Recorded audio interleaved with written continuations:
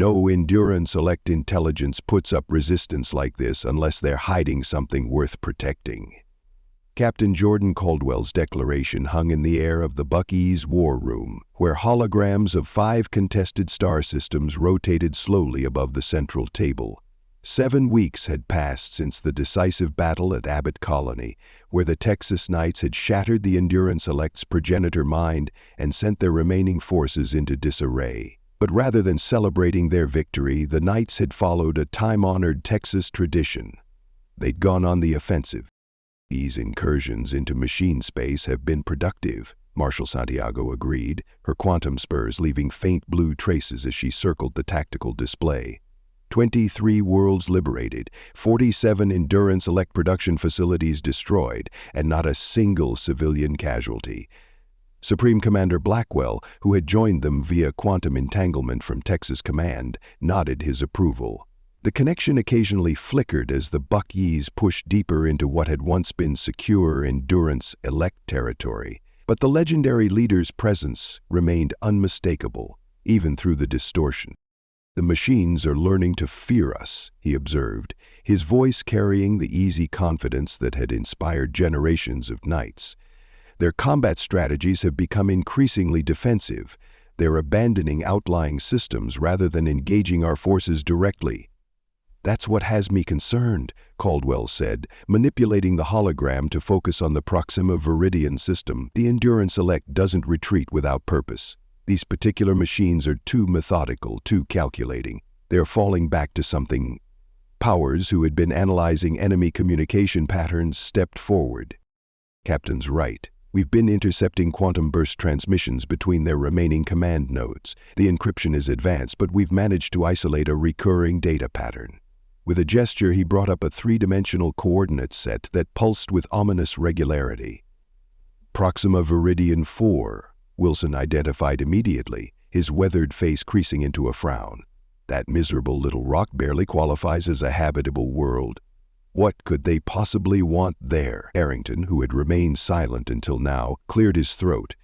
"Actually, our geological surveys indicate PV4 has one notable feature." He expanded the hologram, highlighting a region near the planet's northern pole. "The largest concentration of quantum-reactive materials in the sector. The kind that could be used to build, well, just about anything the Endurance Elect might need to rebuild their forces." A contemplative silence settled over the war room as the implications became clear. The Endurance Elect hadn't been retreating in defeat. They'd been consolidating around their most valuable resource. If they managed to establish a new production hub on PV4, Hawkins said, voicing what everyone was thinking, "we could be facing another wave of millions within months, and this time they'll have adapted to our tactics." Santiago's quantum spurs flared briefly as she considered the situation. "Sounds to me like we need to pay this Proxima Viridian 4 a visit before our mechanical friends get too comfortable." "My thoughts exactly, Marshal," Caldwell replied, already formulating plans. "But our standard approach won't work here. If this is truly their fallback position, they'll have concentrated their remaining elite units to protect it. We'll need something unexpected." "You're thinking of a direct assault?" Santiago asked, raising an eyebrow. "Even with the Buc-ee's and its full complement, breaching a heavily fortified Endurance Elect stronghold would come with significant casualties." "Not a direct assault," Caldwell corrected, his quantum spurs leaving deeper blue trails as he moved to the tactical display. "Something more Texan." Blackwell's holographic projection flickered with what might have been a smile. "I believe Captain Caldwell is suggesting we throw a little surprise party for our mechanical friends." "Exactly, sir," Caldwell confirmed, manipulating the display to show PV4's unusual orbital features. "The planet has an unusually dense asteroid belt in a co-orbital position, perfect for a discreet approach." Santiago studied the display, understanding dawning in her eyes. "You want to take a small force through the asteroid belt, bypass their orbital defenses entirely." "Not just any small force," Caldwell replied, glancing at his team. "My knights, a squadron of Maverick fighters, and a special delivery package I've been working on with the Bucky's engineering team. And while your team sneaks in the back door, Santiago continued, following his thinking, the main night fleet makes a lot of noise at the front. That's the Texas way, Wilson chuckled. Distract 'em with the parade while the real work happens behind the scenes. Blackwell considered the plan for a moment, his holographic form pulsing with quantum energy. Approved, he said finally. But I'm adding one condition. This operation needs to be decisive, not just disruptive. I want that planet secured, not just raided. Understood, sir, Caldwell acknowledged. We won't just knock on their door. We'll take the whole house. As the meeting concluded and the officers dispersed to prepare, Powers fell into step beside Caldwell in the corridor. So, Captain, what exactly is this special delivery package you've been working on? Caldwell's smile held equal measures of anticipation and mischief. Let's just say I've been studying some old Earth history, specifically a wooden horse and a city called Troy. The asteroid belt surrounding Proxima Viridian 4 shimmered with the dull gleam of mineral-rich rocks ranging from the size of a fist to small moons. Among these silent sentinels, something moved with deliberate care. A squadron of 12 Maverick-class fighters, their quantum drives running at minimal power to avoid detection, their hulls coated with sensor-absorbing materials that rendered them nearly invisible against the dark rocks. In the lead Maverick, Caldwell guided his craft through a particularly dense cluster of asteroids, his quantum spurs interfacing directly with the fighter's controls. Behind him, the rest of the squadron followed in tight formation, their movements synchronized to minimize their quantum signature. Approaching checkpoint Delta, he transmitted on the encrypted channel. Tactical overlay shows Endurance Elect sensor satellites at bearing 043, adjusting course to remain in the shadow zone. Copy that, Maverick Lead, came Powers' voice from the second fighter. All craft maintaining formation, quantum signatures nominal.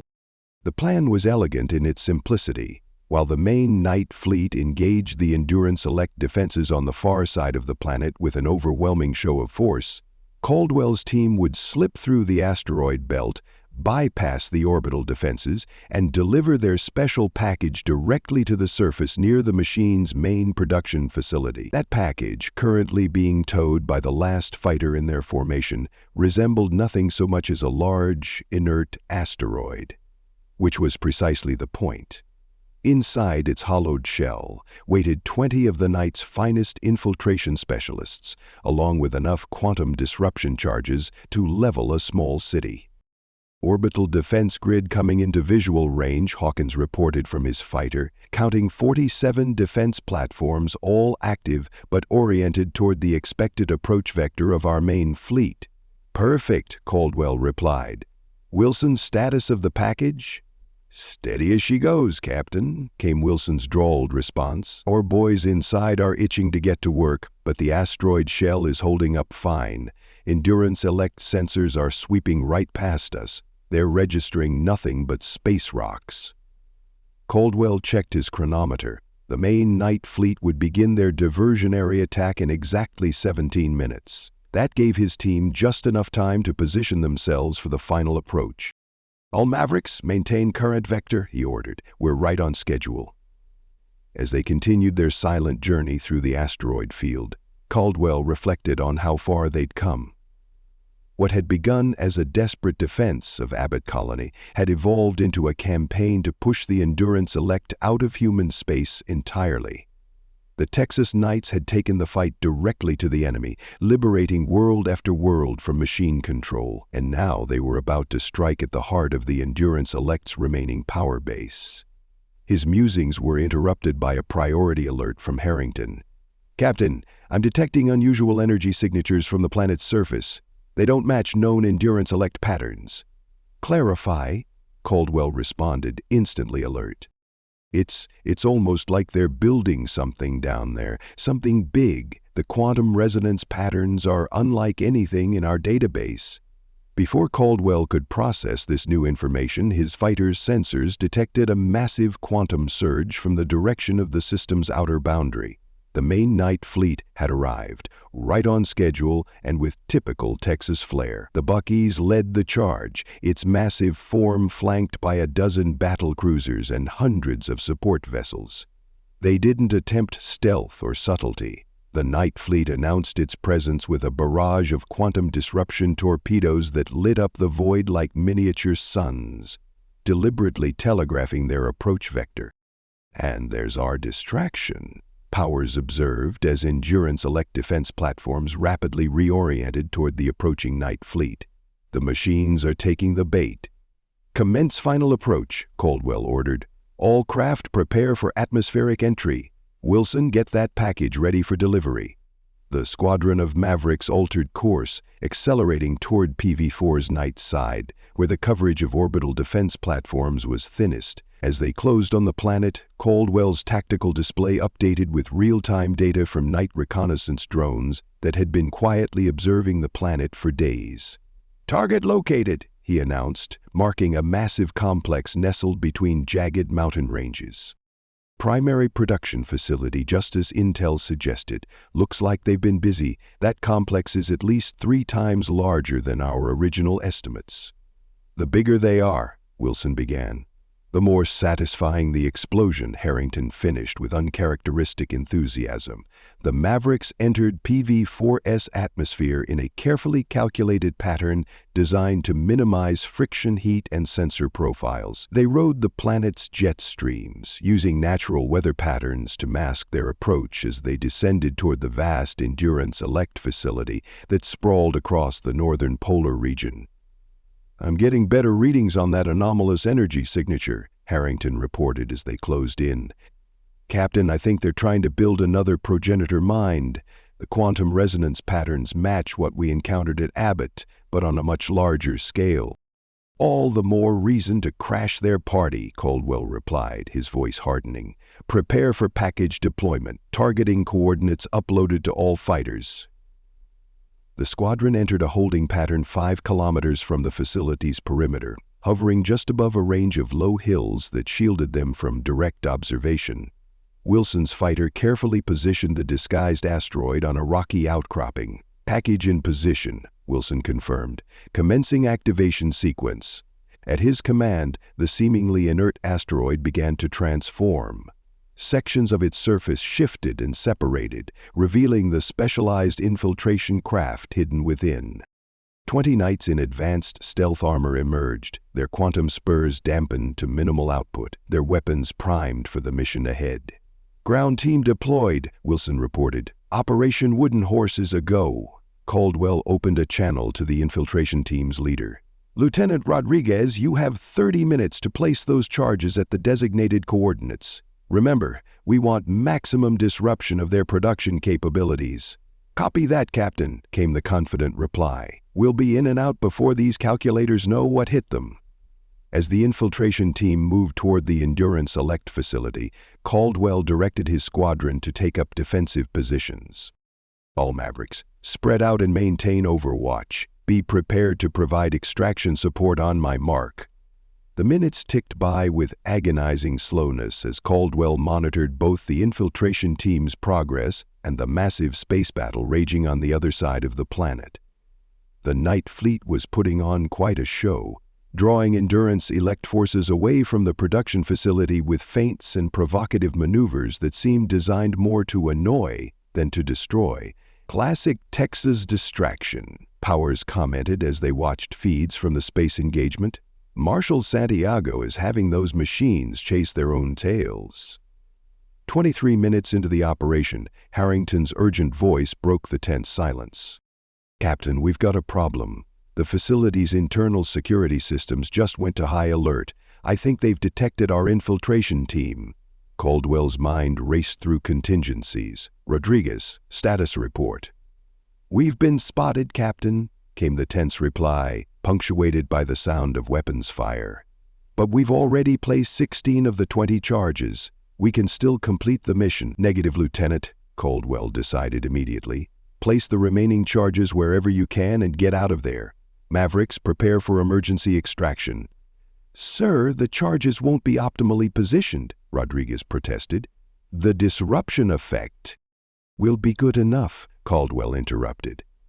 "I'm not losing nights over a few percentage points of efficiency. Set the timers and move to extraction point Bravo," as the infiltration team fought their way back toward the extraction zone.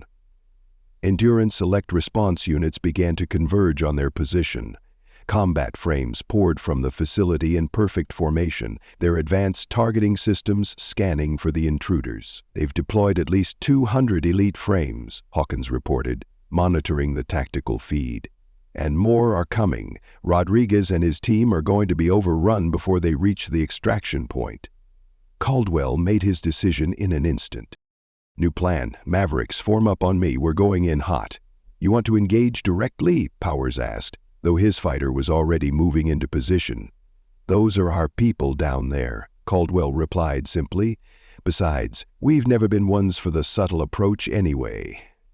With that, he pushed his fighter into a steep dive, quantum drives flaring to full power as he abandoned all pretense of stealth. The rest of the squadron followed without hesitation, their formation spreading into an attack pattern that had become infamous among Endurance Electric tactical databases, the San Jacinto swoop. "Weapons free," Caldwell ordered as they closed on the advancing combat frames. "Let's give these machines something new to calculate." The Maverick fighters opened fire simultaneously, their quantum disruption cannons sending pulses of blue energy into the perfectly ordered ranks of Endurance Elect units. Where the disruption fields touched, machine coordination faltered and broke. The combat frames, programmed to function as part of a synchronized whole, suddenly found themselves unable to maintain tactical coherence. "Rodriguez change of plans," Caldwell transmitted as his fighters strafed a line of disoriented combat frames. "Head for extraction point Charlie. We'll keep them busy." The Mavericks danced through the Endurance Elect formations, their seemingly chaotic movements following patterns no machine algorithm could predict. Where conventional pilots might have executed standard evasive maneuvers, the Knights flew with the same unpredictable flair that had made Texas legendary long before humanity reached the stars. "They're adapting," Harrington warned as the combat frames began to adjust their tactics, spreading out to reduce the effectiveness of the disruption fields. "Calculating new firing solutions based on our attack patterns." "Then let's give them something new to think about," Caldwell replied. "Wilson, remember that maneuver we discussed? The one Marshal Santiago said would get us court-martialed if we ever attempted it?" "The quantum rodeo?" Wilson asked, his voice brightening with anticipation. "Yes, sir, I surely do. Execute on my mark. 3, 2, 1... Mark!" 6 of the Maverick fighters suddenly cut their conventional drives and activated their quantum phase systems at full capacity. Instead of the careful, controlled quantum signatures used for normal space travel, they generated wild, unpredictable energy patterns that rippled outward in expanding waves. The effect on the Endurance Elect combat frames was immediate and devastating. Their networked intelligence, attempting to calculate responses to these impossible energy patterns, suffered cascading processing failures. Entire squadrons of machines froze in place or executed random, uncoordinated movements as their tactical cores struggled to reboot. "Infiltration team is approaching extraction point Charlie," Hawkins reported. "Charges are set to detonate in 3 minutes.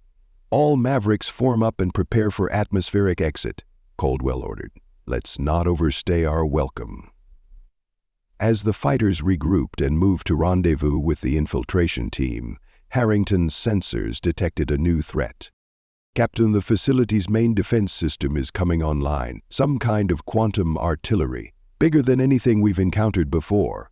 On cue, the horizon lit up with ominous energy as massive cannons emerged from the Endurance Elect facility. They oriented toward the Maverick squadron with the deliberate precision that characterized all machine weaponry. "Evasive maneuvers!" Caldwell shouted as the first salvo of quantum energy lanced toward them. "Scatter pattern Alamo!" The Mavericks broke formation just as intense beams of coherent quantum energy sliced through the space they had occupied moments before. Even near misses sent disruption waves through their fighters' systems, causing momentary power fluctuations. "That's no ordinary defense system," Powers observed grimly as they regrouped behind a ridge. "Those are capital ship-grade weapons. They're not just trying to drive us off, they're trying to obliterate us completely." They're scared, Caldwell realized. Whatever they're building down there, they're willing to commit everything to protect it. The infiltration team's signal appeared on their tactical display, moving rapidly toward Extraction Point Charlie. But between them and the Mavericks stood a growing force of Endurance Select combat frames, and behind those, the massive quantum artillery preparing for another barrage. We need to buy them more time, Caldwell decided. Harrington, how much longer until those charges detonate? 2 minutes, 17 seconds.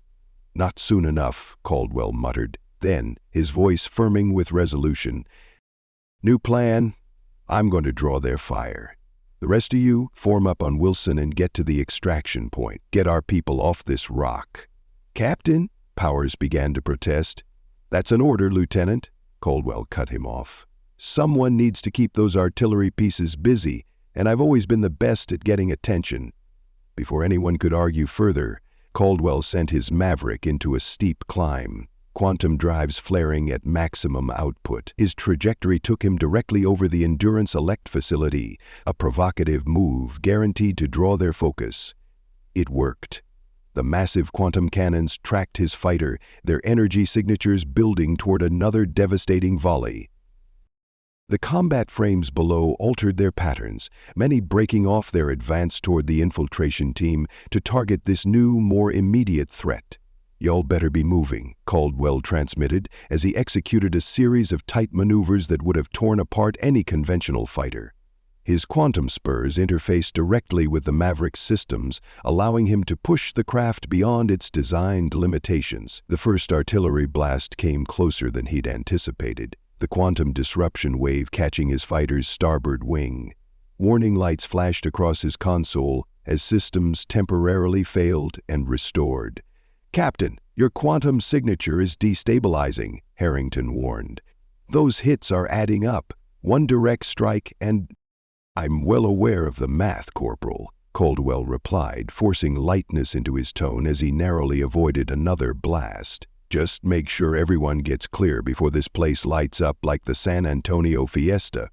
As he continued his deadly dance with the Endurance Elect weapons, Caldwell caught glimpses of the other Mavericks forming a protective cordon around the extraction point. The infiltration team had almost reached safety. For a minute to detonation, Harrington updated. Caldwell executed a particularly daring dive between two artillery emplacements, causing them to track each other momentarily before their safety protocols prevented friendly fire. The maneuver bought him precious seconds, but his fighter was accumulating damage with each near miss. All personnel aboard, Wilson finally reported. Mavericks are preparing for atmospheric exit. Get going, Caldwell ordered, pulling his fighter into a climb that sent warning signals screaming through his neural interface. I'll be right behind you. It wasn't entirely a lie. He fully intended to follow, if his increasingly damaged fighter could manage it. The quantum disruption effects were playing havoc with his systems, and the arterial flow from the gash in his left arm was making the controls slippery. 30 seconds to detonation, came Harrington's voice. Captain, we're not leaving without you. Caldwell allowed himself a smile beneath his helmet. Stubborn to the end. True Texas Knights. All units execute immediate atmospheric exit, he ordered, putting every ounce of command authority into his voice. That's a direct order. I'll rendezvous in orbit. There was a moment of silence, then Wilson's reluctant acknowledgement. Copy that, Captain. Don't be late for the barbecue. Caldwell watched as the Maverick squadron accelerated upward, quickly becoming pinpoints of light against PV-4's dark sky. The Endurance Elect artillery tracked them briefly before reorienting toward him, still the most immediate threat. Just you and me now, he muttered to the machine intelligence controlling the weapons. Let's see if you can calculate this. With his quantum spurs flaring bright blue despite the dampening effect of his injuries, Caldwell pushed his fighter into a maneuver that no tactical computer would consider viable. A direct course toward the largest of the quantum cannons, followed by a last-second vertical climb that would either clear the massive weapon or end with his fighter as a smoking crater. His neural interface fed him trajectory data that made his stomach sink. The damage to his fighter was too extensive. He wasn't going to make it. But if he could keep the artillery focused on him for just 15 more seconds... "Captain!" Power's voice broke through his concentration. "Brake left, now!" Instinct took over before conscious thought. Caldwell wrenched his fighter into a hard left turn just as a barrage of quantum torpedoes streaked past him, slamming into the artillery emplacement he'd been approaching. The massive cannon erupted in a spectacular explosion as its quantum core destabilized. Through the chaos of his damaged sensors, Caldwell detected a new signature, larger than a maverick, moving with deliberate purpose through the atmosphere. "Thought you could have all the fun without me?" came a familiar drawl as a Longhorn-class dropship descended through the clouds, its weapons ports glowing with ready energy. "Marshal Santiago would have my spurs if I let her favorite troublemaker get vaporized." "Wilson?" Caldwell managed, his voice tight with pain and surprise. "I ordered you to—" "Must have been some interference in the transmission, sir," Wilson replied innocently. "Now, if you don't mind, we've got about 10 seconds before this whole place goes up. Think you can limp that fighter into my cargo bay, or do I need to come get you?" Despite everything, Caldwell laughed. "I think I can manage one more bit of fancy flying." True to his word, he coaxed his damaged Maverick into a trajectory that lined up with the Longhorn's open cargo bay. The landing was more controlled crash than textbook touchdown, but his fighter skidded to a halt inside the dropship with seconds to spare. "Cargo secured," Wilson announced. "Hold on to your Stetsons, folks. This is going to be a sporty exit." The Longhorn's quantum drives engaged at full power, pushing the craft upward at a rate that strained its structural integrity. Behind them, the quantum disruption charges reached their detonation sequence. The first explosion might have been mistaken for a small tactical nuclear device. The second, third, and subsequent detonations, building on each other's quantum resonance, created a cascading effect that far exceeded the Knight's calculations. The Endurance Elect facility didn't just suffer damage. It was erased from existence, the quantum disruption spreading outward to consume everything within a 10-kilometer radius. From the relative safety of orbit, the Night Squadron watched as a blue-white fireball consumed the northern pole of Proxima Viridian 4. The quantum sensors on their fighters registered energy readings that temporarily overwhelmed their detection capability. "That's significantly more explosive than projected," Harrington noted with professional understatement. "Whatever they were building down there must have been heavily quantum charged already." In the Longhorn's cockpit, Caldwell allowed the medical system to seal his wound as he studied the tactical display. The main night fleet, having completed their diversionary role, was already moving to secure orbital control of the planet. Endurance Elect forces, suddenly bereft of central coordination, were falling into disarray across the system. "Mission accomplished, I'd say," Wilson observed from the pilot's seat. "Though your definition of 'I'll be right behind you' leaves something to be desired, Captain." Caldwell smiled tiredly. "Next time I'll be more specific about the timeline." His expression sobered as he considered what they'd just witnessed. "Something tells me we just prevented a lot more than a new production facility. The way those charges reacted, Harrington was right. They were trying to build something big down there." "Well, whatever it was, it's Texas barbecue now," Wilson replied, guiding the Longhorn toward the rendezvous point where the Buckies awaited. "Speaking of which, I hear the mess hall is serving genuine synthetic brisket tonight, assuming we don't get court-martialed for disobeying orders, that is. I think I can convince Marshal Santiago to overlook that particular infraction," Caldwell said, his quantum spurs humming softly as his strength returned.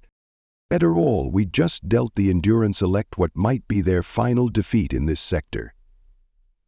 As the Longhorn approached the massive form of the Buckies, its hull scarred but proud after leading another successful offensive, Caldwell reflected on how far they'd come. What had begun as a desperate defense of a single colony had evolved into a campaign that might well have secured peace for dozens of worlds. The Texas Knights had taken the offensive, carried the fight into enemy territory, and emerged victorious. The Texan Knights returned to Sci-Fi Vault. Hoorah! The eyes of Texas are upon us all. Be sure to check out the Texan Knights playlist in the bottom left of your screen. We have several more stories dropping this month. Thank you all for subscribing, commenting, sharing, and for liking this video. All of that helps the channel grow, and it helps us get more Texan night stories out there.